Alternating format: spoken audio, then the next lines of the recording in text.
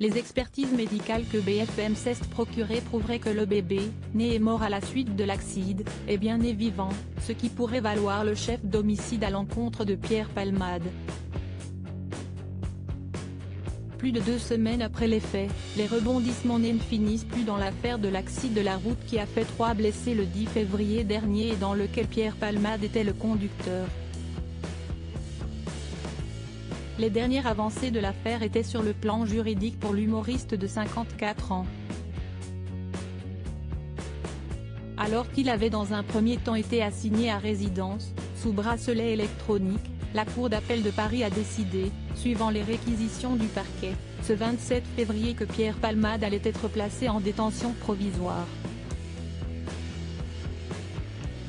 Alors qu'il aurait déclaré aux enquêteurs être dangereux à cause de la drogue, la nouvelle qui vient de tomber ne devrait pas arranger le dossier de l'acteur.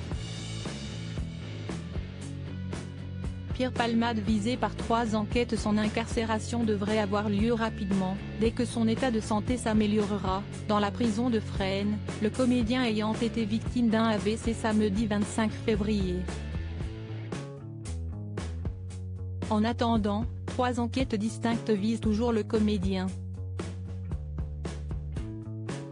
Visé par une enquête pour infraction à la législation sur les stupéfiants et une autre dans un second temps pour détention d'images pédopornographiques, il avait d'abord été mis en examen le 17 février des chefs d'homicide involontaire et blessure involontaire avec circonstances aggravantes à la suite de la collision en voiture qui avait causé 3 blessés, en l'occurrence le conducteur de la voiture arrivant en face, un homme de 38 ans, son fils de 6 ans et sa belle-sœur, enceinte, qui a perdu son bébé des suites de l'accident. Le bébé né viable et vivant selon les expertises. Le conducteur, sorti du coma, a subi de multiples interventions. Le petit garçon de 6 ans qui avait été blessé est quant à lui sorti de l'hôpital, souffrant néanmoins de graves séquelles et la future mère était sortie de l'hôpital il y a 1 semaine, sans son bébé. Une question demeurait en suspens à son sujet. Le bébé auquel avait donné naissance la passagère blessée à la suite de l'accident était-il né viable ? Si est-il ce qui conditionnait le maintien de la mise en examen pour homicide involontaire et blessure involontaire. Et, ce 28 février, les résultats de l'expertise sur le bébé, auquel BFM Télévision a pu avoir accès sont finalement tombés. Selon la chaîne Info, elle prouverait que l'enfant est mort en raison de l'accident et qu'il était né viable et vivant, le soir même, par césarienne.